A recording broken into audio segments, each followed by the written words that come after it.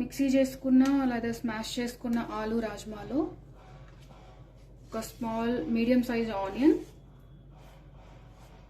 2 పచ్చిమిర్చి, నేను పచ్చిమిర్చి ఎక్కువ వేస్తున్నాను కారం వేయట్లేదు కాబట్టి, అండ్ కొత్తిమీర.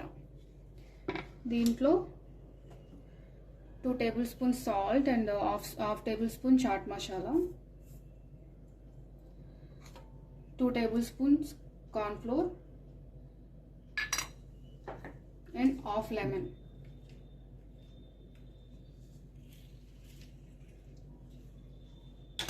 దీనంతటిని బాగా మిక్స్ చేసుకోవాలి. దీంట్లోనే కొంచెం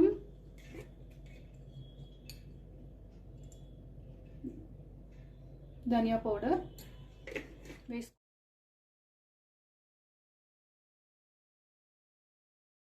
ఇలా కలుపుకున్న తర్వాత స్టవ్ మీద ప్యాన్ పెట్టుకొని ఆయిల్ వేసుకొని చేతికి కొంచెం ఆయిల్ రాసుకొని ఇలా పిండిని మీకు ఏ షేప్ కావాలంటే ఆ షేప్లో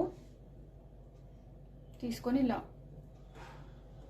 ప్యాన్లో వేసుకోవాలి.